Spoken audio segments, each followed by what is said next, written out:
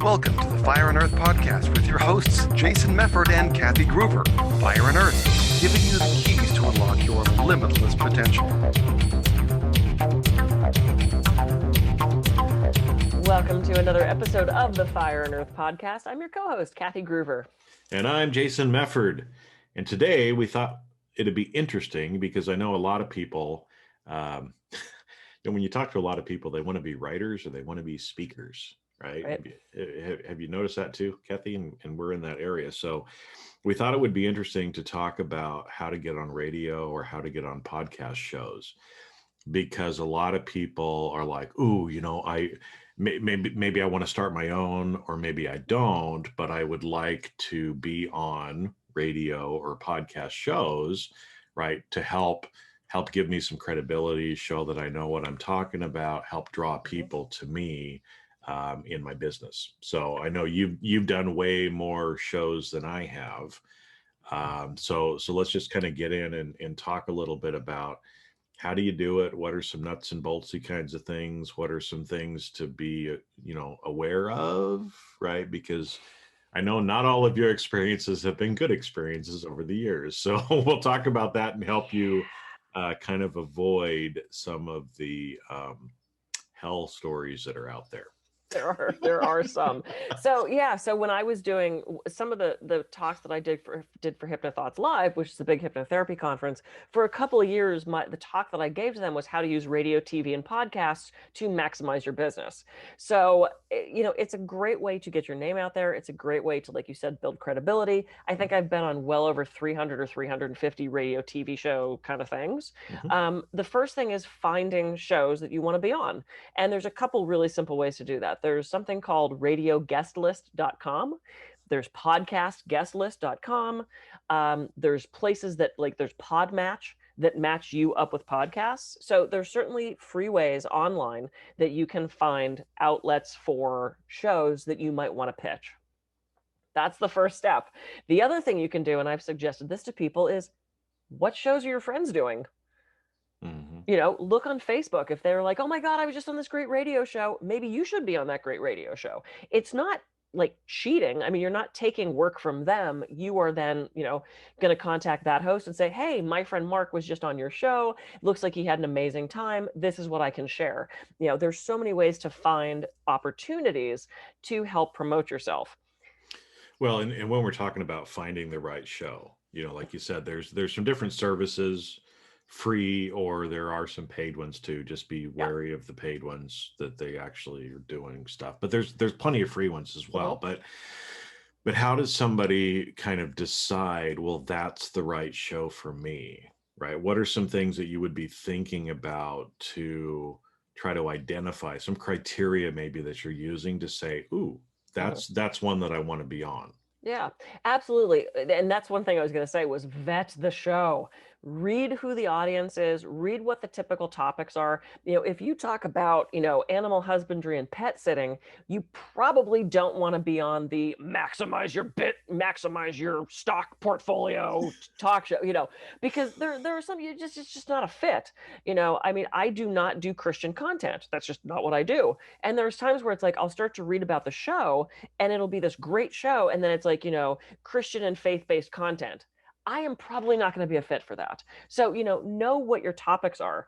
I remember getting an email from a guy who said, I would like to be on your radio show.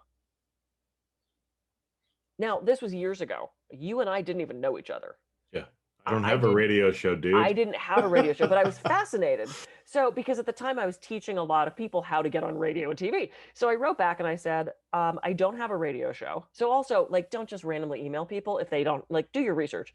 And I said, I don't have a radio show, but I'm really curious. What is your topic? Because his pitch simply was, I want to be on your show. That's like walking up to a person in the bar and going, I want to bed you. That's not going to work. That's just, unless it's 2:15 and it's that time of night, but it's probably not going to work. So or unless there's a monetary exchange involved.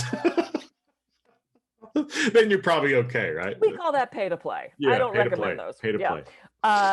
So I wrote back and said, like, what is your top, I said, dude, if you want to be on shows, like, you have to have a better pitch than I want to be on your show. I said, what is your website? What are your topics? Do you have any experience with radio? Who are you? And he wrote back and he said, I'm an author. I have 10 books. Here's my website. And I went, cool. I get on his website, it's his Amazon page. He didn't even have a website. From what I could tell, he'd never been on a radio before. And he had 10 books on 10 vastly different topics. He had literally one book on pets. He had one book on automotive repair. He had one book on crafting your perfect home garden. He had one book on his favorite recipes. So clearly he was like this serial, like self-publishing book guy, which is totally fine. But I'm like, if you don't have a focus, so if you're pitching the show, who are you? Give them the 5 whys. Hey, my name's Kathy Groover. I'm a stress and wellness expert. I would love to come on your show to talk about 5 keys to stress reduction. My most recent book just came out. I've been on 1,500 radio shows, was just recently on Dr. Phil. Here's a sample of what I've done. I'd love to be on your show. If you're responding to something like the pod match or the radio guest list, sometimes there's a form that they have you fill out. Will you help promote this? What is your readership with your social media? They'll ask you all sorts of things. But it's like, know what you're offering and don't expect to get on a show just to push your latest thing. If all you talk about is, well, I have a new book. My new book is out. I go get my book. Radio shows don't want that. It is not a commercial for you. It is you sharing knowledge. And through sharing knowledge, at the end, typically they will allow you to give your website and promote whatever it is you're promoting. It's pretty rare that they want you to just promote something. I've certainly been on those shows. They're rare and they want content, not a commercial. Yeah, or they're a pay to play. Yes. There's plenty of pay to play things if you just want to do your own commercial. Yeah. But what you're talking about here in the pitch, right? I mean, you've heard of things like pitch decks, right? One of the things that's very common as a professional speaker is you have what's called a one sheet, right? It's a 1-page document with a lot of that information that Kathy just went through. Yep. Who are you? What have you done? If you've written certain things, if you've been on the Dr. Phil show, right? That's good. That's going to get people's attention. Like, oh, Kathy must know what she's talking about. She was on Dr. Phil, right? Because again, this person has to know what it is that you are offering. Okay. Yeah. And so again, I mean, I get unsolicited stuff like this all the time. We've got this podcast. I've got another podcast myself. And I get unsolicited stuff all the time, to which I just delete. Because again, usually it's as simple as, hey, I think you're really cool. I want to be on your show. And I got one of those this morning for us. Yeah. Okay.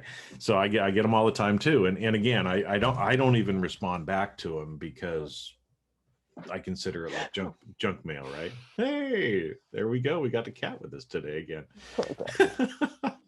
Let's listen to that later. It's so again, it has to be, and there has to be a reciprocity to it, right?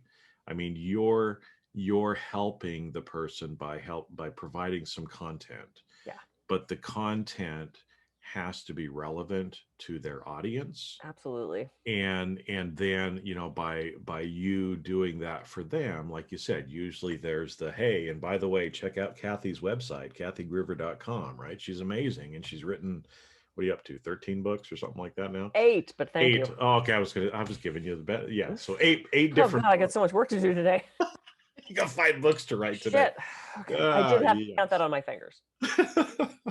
But but that's where, again, right? Because they need to know what you have to offer.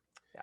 Or it's the same thing, on the flip side, because I'm not looking, for people to necessarily be on my podcast, because I have my own content, or I know who I want on for particular reasons. But I am looking to be a guest on other podcasts, right? But again, there's lots of people that are like, oh, please be on my podcast. Please be on my podcast. I just started and I have 1 episode. Yeah. Okay, if they're a friend of mine, I'll do that. Yeah. But if it's a random person, how am I benefiting from it? Yep. Right. So you have to think about how does the other person benefit by you being there? and how do you benefit from it. And Yeah. unless there's a match, a match in topic, a match in the content that you're doing, you might as well not even go down that route. Right. It takes time. You have to prep for the show. Sometimes they want questions in advance. You have to then do the show. So, do you have an hour to 2 hours to give to this program? And which leads perfectly into please vet the shows. I made horrible mistakes where when I was starting out, I had this number of how many shows I wanted to get to because it was an impressive number to me. I wanted to hit 100 shows. And so when I was first starting out, I took any bloody show that, you know, that anybody tossed at me. I didn't listen to them. I didn't vet them. I didn't know. This is when Blog Talk Radio first started, where Mhm. any doofus with a phone line could have a radio show. And there were some that were great. And there were some that was, Creepy Joe in his basement with one listener. That was his mom. And I ended up being a guest on that show. So I have two stories. So a woman contacted me. Her producer contacted me. She had a great press kit. Her show looked amazing. She had a huge listenership. They sent you a gift for being on the show. I was like, great. So I get on the show, and I get on. This was actually on the phone, and she asked me a question. She said, "So tell me a little bit about yourself. Where'd you grow up? How'd you get to where you are?" And I said, "Oh, well, I was raised in Pittsburgh." "Oh, I went to Pittsburgh," and she starts talking, and I'm sitting there going, okay. And she spent like 3 minutes talking about her time in Pittsburgh. Never got back to my question. I never got to answer. So she asked me another question. I get about a sentence in. She interrupts me and goes off again. And I'm thinking, this is a monologue for her. It Mhm. was the weirdest thing. I could not get an answer out. So finally, she asked me a question, and I realized part of my brain is going, oh my God, I'm getting to answer this question. I'm like 4 sentences in. This is so great. And I hear beep. Because when that happens, the bitch muted me. Are you kidding me? She muted me, told her story. I was just talking to nobody, brought me back in at the end of her story with a laugh, as if I had been listening to her the whole time, and then ended the show. And I'm like, well, you're a crazy person. So I get this nice gift in the mail, this like handwritten thank you note for being such an incredible guest. I'm like, oh my God, you're a sociopath. What is wrong with you? And then like 6 months later, I get an invite saying, you were such a great guest on our show. We'd love to have you back. And I was like, I'm not doing media anymore. Well, and again, it's both people have to benefit from it, right? And that was not one of those. You didn't really get anything out of it because here you are, a guest that's supposed to be interviewed at least 50-50, right? Of the Mm-hmm. talking should be for the guests, if not more. Yeah. And you didn't have that at all, Right. even though, again, from the press kit, from everything else that you were looking at, it seemed like something that was going to be good. So Yeah. another way that you can kind of stalk or do some due diligence is actually listen Oh, sure. to some of the shows that the people are doing before, because that'll give you an idea as well Oh, yeah. as what to kind of expect. Absolutely. Yeah. And that came back to bite me a couple times. I had several shows where it was all about them, and when you and I have a guest on, it's not about us.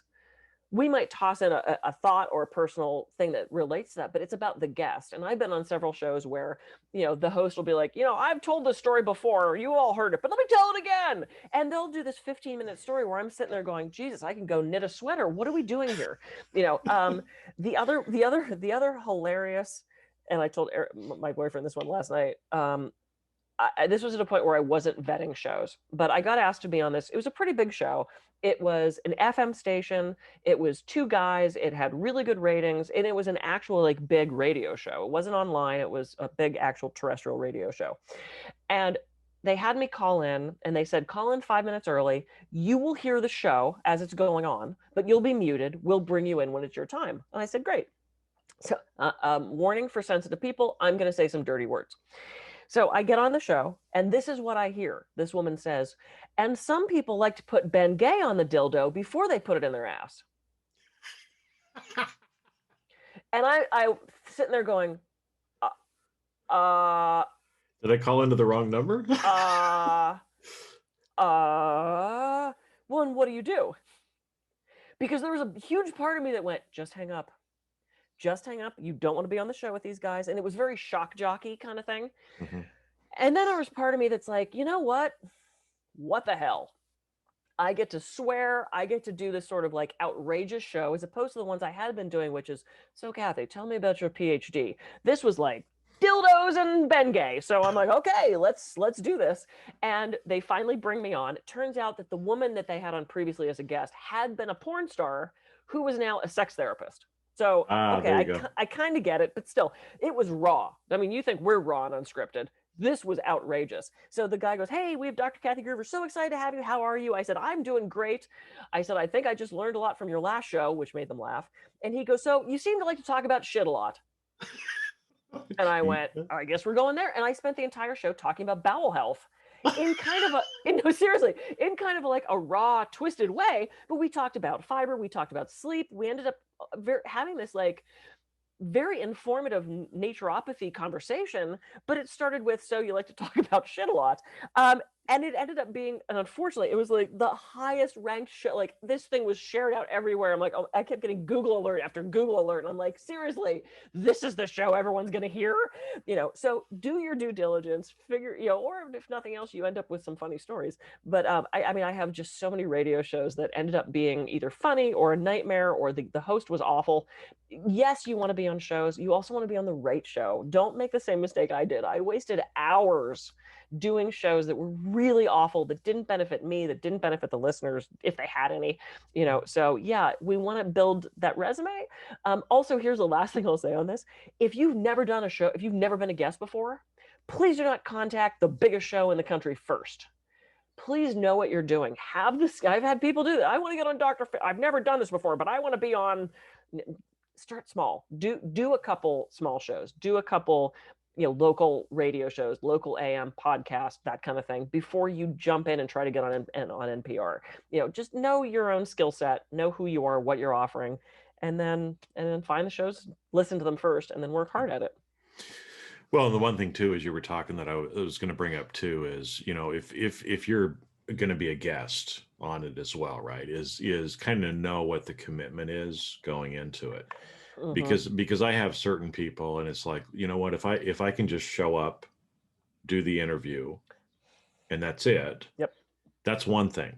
But sometimes I'll get people, especially some companies, because I'll do a lot of webinars with other companies, right? I'll be the guest on their webinar, let's say. And I know there's certain companies, there's certain kinds of companies. And when I hear things like, oh, well, we have to have a pre-call to talk about the outline, and then we have to have a pre-call for this, and then we need to have a tech check. And it's like, I start adding it up, and it's like, I'm going to spend 8 hours to do a 1 hour deal. Yep. I'm not doing that for free, right? Yep. So know what you're getting into. And if there are a bunch of hoops, if there is a bunch of stuff like that has to be done, just know, and then decide, do I want to do that or do I not? Yeah. Right. Because I know a lot of times when I reach out to people from my other podcasts, they're like, well, what does this entail? I'm like, we show up, we talk for a few minutes before, I hit record, and we're done. Yep.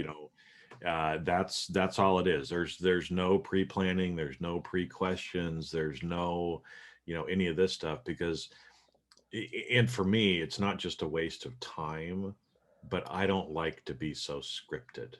Yeah. Okay. And I actually just had a guest on who I don't want to tell gender or anything, but this person was used to everything being scripted. In fact, I've watched this person on stage do interviews reading the teleprompter. Oh no. Okay, so what was supposed to be an interview was not really an interview. It was all pre-scripted questions, and it was very clunky. So I could tell, as we were just having a conversation, this person was very uncomfortable, right? Because that's not what they're used to. Well, that's the way I roll. That's the way you roll. That's why we do it this way here, right? So again, determine the kind of person you are. If you're the kind of person that wants it to be very scripted and that way, then look for shows, look for hosts that are that way. Yep. If you want it to be conversational, free flow, hey, we don't know where we're going to go. I mean, it's like that with a lot of our guests. We have an totally. idea of where we think we're Mhm. going to go, but then we start talking and who knows where we end up going. If that Yep. freaks you out because there's not enough like Structure. around it, then don't do those kind of shows. Find the Mhm. ones that work for your personality as well. Yeah, absolutely. And that is such a great point. And I had one woman, she had a local like cable access show, but I knew her. I had talked to people that had been on her show, and by this point I had done major network stuff. This, I know what I'm doing. And she says, "Okay, so I'm going to send you 20 questions." And I went, "Okay, great." She goes, "So when can we meet to go over your answers?" Ain't gonna happen, honey. And I said, "What?" And she said, "I need you to write down the answers to the questions." Now, these are long freaking answers. Like, I'm not typing out my background. I will verbally tell you my background. And she made me get on the phone with her, and we spent an hour going over what my answer would be. And I said, I don't remember what her name, I'll call her Susan. I'm like, "Susan, I know how to tell you my story. Like, I don't need to script this out." I said, "Because you know what's going to happen when we're doing the interview anyway, none of this is going to get said." Mhm. No, I stick to my questions. And sure enough, we spent an hour and a half doing this. I was furious. I had already committed to it. And then we get in the studio. She asked me 2 of the questions, and everything else is free form. And I'm like, "Oh my God, I just wasted so much fucking time." I was so angry with her about this.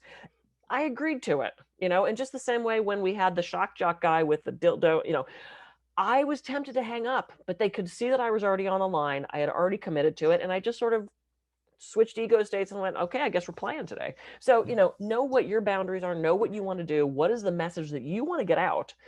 Find those shows, pitch them well, and understand it's not a commercial. And you are the only one that can decide if you want to give them the $15 for their show. I refuse to pay to be on someone's show, whether it's $5, $10. People have said we charge $300 to be on our show. No, I mean, you can. I'm not paying it. The first radio show I did, I paid to be on a series of them. I also got to write articles for a magazine because I had never done anything before. That worked for me in that time. I would not do that now. So you're the only one that knows if that's going to be a thing for you. All right, so I think we covered some good stuff today. So, again, if that's something that if you're interested in starting to get on, radio shows, podcasts, be a podcast guest, some great points, right? Make sure that you're finding the right shows, you're vetting them, you're vetting the host, you're vetting the audience, you know what you're getting into, and then just think about whether this is something that actually works for you or not. And again, everybody's going to be different. You're going to be gravitated towards certain kinds of shows or certain hosts, and that's fine. And again, it's just like dating or anything else. You're going to get told no. Okay, so just realize that you might have to ask 100 times, before you get that yes. But if you're committed and seriously want to do this, then you just got to put yourself out there and go for it. Absolutely. And hide the Bengay. And hide the Bengay. Yes. Cool. If we can help you in any way, let us know. I do. I have tips. I have a whole sheet on like how to do the interview, things to watch out for the interview, tips and tricks, and all the stuff for both in person and on shows, like online or on the phone. So if you want that, I can absolutely get it to you. And I'm Kathy Groover. I can be reached at kathygroover.com. And I'm Jason Mefford. I can be reached at jasonmefford.com. So have a great rest of your week, and we'll see you on the next episode of the Fire and Earth podcast. See ya.